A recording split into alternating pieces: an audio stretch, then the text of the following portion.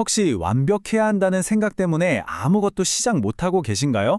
오늘 이야기가 바로 여러분을 위한 것일지도 모릅니다. 고니와 오리라는 우화를 통해서요, 이 완벽에 대한 집착을 어떻게 내려놓을 수 있는지 그 지혜를 한번 같이 들여다볼까 합니다. 자, 그럼 이야기 속으로 한번 들어가 볼까요? 여기 미노라는 젊고 아주 재능 있는 조각가가 있었어요. 그런데 이 친구한테 한 가지 큰 문제가 있었는데 바로 완벽주의였죠. 민호의 목표는 정말 크고 또렷했어요. 바로 왕에게 바칠 세상에서 가장 완벽한 고니를 조각하는 거였죠. 네, 바로 이 완벽이라는 한 단어, 여기서부터 모든 문제가 시작됩니다. 그럼 미노가 머릿속에 그린 완벽한 고니는 대체 어떤 모습이었을까요? 상상해 보세요. 정말 우아하게 굽은 목선, 눈이 부실 정도로 하얀 깃털, 그리고 마치 진짜 살아있는 것처럼 금방이라도 날아오를 듯한 그런 생동감까지. 그는 이 손에 잡히지도 않는 완벽한 아름다움의 환상에 완전히 사로잡혀 있었던 거죠. 하지만 아시잖아요. 이상과 현실은 달랐습니다. 그의 작업실은요, 몇 달이 지나도록 완성된 작품 하나 없이 그냥 부서진 조각들과 좌절감으로만 가득 차게 됩니다.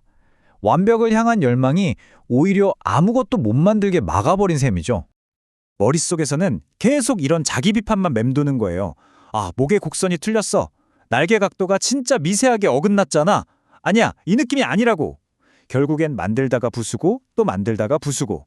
이걸 계속 반복한 거죠. 남은 건 실패의 흔적들 뿐이었습니다. 바로 그때였어요. 이 모든 과정을 묵묵히 지켜보던 그의 현명한 스승이 나타납니다. 그리고 이 스승의 등장으로 이야기는 완전히 새로운 국면을 맞이하게 되죠. 스승이 민호에게 딱 한마디를 건넵니다. 바로 이 말이었죠. 각공유목이라 하지 않더냐. 고니를 새기려다 실패해도 최소한 지보리는 담는 법이다. 네, 처음 들으면 이게 무슨 소린가 싶죠. 근데 바로 이 한마디가 민호의 모든 것을 바꿔놓습니다. 이 각공유목이라는 말, 한자를 그대로 풀면 고니를 조각하려다 오리를 얻는다는 뜻이에요. 이게 무슨 말이냐면 아주 높은 목표, 그러니까 고니를 만들려고 열심히 노력하다가 설령 실패하더라도 그 결과물이 오리 정도는 된다는 거죠. 즉, 완벽에 도달하지 못했더라도 그 과정에서 얻는 결과물은 충분히 가치 있다는 깊은 뜻이 담겨 있습니다. 실패가 그냥 꽝이 아니라는 지혜인 셈이죠. 와, 이 말을 들은 민호는 머리를 한 대 맞은 것 같은 충격을 받았어요. 완전히 새로운 관점이 생긴 거죠. 그는 작업실에 널브러져 있던 그 실패한 조각들을 이전과는 전혀 다른 눈으로 바라보기 시작했습니다. 그래서 민호가 뭘 했냐고요? 사실 아주 간단했어요. 첫째, 완벽한 고니를 만들어야 한다는 그 집착을 그냥 툭 내려놨습니다.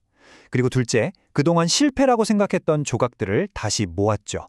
마지막으로 완전히 새로운 마음으로 다시 조각칼을 들었습니다. 그의 작업 방식이 근본적으로 바뀐 순간이었어요. 그렇게 해서 탄생한 작품은요, 그가 그토록 원했던 우아한 고니는 아니었습니다.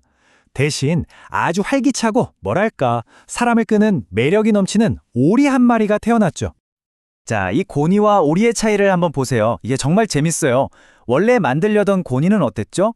우아하고 완벽하고 어쩌면 좀 다가가기 힘든 왕을 위한 그런 작품이었죠. 그런데 실제로 만들어진 오리는요, 아주 매력적이고 친근하고 모든 사람들을 위한 작품이 된 거예요. 여기서 우리가 진짜 중요한 교훈을 얻을 수 있죠. 때로는 완벽함보다 이런 친근함이 더 큰 가치를 가질 수 있다는 것. 그러니까 민호의 실패는 사실 더 많은 사람들과 소통할 수 있는 새로운 성공의 기회였던 셈입니다. 결과적으로 민호의 오리 조각은 그 자체로 엄청난 사랑을 받게 됩니다. 그 친근하고 익살스러운 분위기 덕분에 말 그대로 모두에게 사랑받는 작품이 된 거죠. 완벽한 고니는 아니었지만 자신만의 가치와 관객을 당당히 찾아낸 겁니다. 자, 그럼 이쯤에서 궁금해지죠. 이 각곡유목이라는 지혜는 과연 어디서부터 시작된 걸까요? 이 이야기의 진짜 뿌리를 한번 찾아가 보겠습니다. 이 지혜는요, 놀랍게도 아주 오래전 중국 한나라 시절에 마원이라는 장군이 쓴 편지에서 유래했습니다. 그냥 지어낸 이야기가 아니라 실제 역사에 뿌리를 두고 있다는 거죠. 이야기의 무게감이 확 실리지 않나요? 그가 이 말을 누구한테 했냐면 바로 자기 조카들에게 보낸 편지에 썼다고 해요. 일종의 인생 조언이었던 셈이죠. 그러니까 너희들 어떤 사람을 롤모델로 삼고 살아야 하는지 잘 선택해야 한다는 가르침이었습니다. 마원 장군의 조언의 핵심은 바로 이겁니다. 아주 강력한 두 가지 비유를 대조해서 보여주거든요. 첫 번째가 바로 우리가 배운 각곡 유목입니다. 훌륭한 사람, 즉 고니를 본받으려고 노력해라. 설령 거기에 미치지 못하더라도 너는 여전히 가치 있는 오리 같은 사람은 될 수 있다. 그런데 여기서 끝이 아니에요. 두 번째 경고가 더 무섭습니다.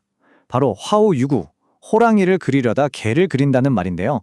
만약 네가 경박하고 시시한 사람, 즉 호랑이를 흉내내려고 하면 실패했을 때 그냥 볼품없는 개 같은 존재가 될 뿐이다. 정말 강력한 경고죠. 자, 지금까지 이야기와 그 역사적 배경까지 쭉 살펴봤는데요. 그럼 이제 가장 중요한 단계가 남았습니다. 이 오래된 지혜를 바로 오늘 우리 삶에 어떻게 적용할 수 있을지 한번 생각해 볼 시간입니다. 핵심은 정말 간단합니다. 여러분의 고니를 향해서 그냥 나아가세요. 가장 중요한 건 완벽한 결과가 아니라 그 높은 목표를 향해 노력하는 과정, 그 자체니까요.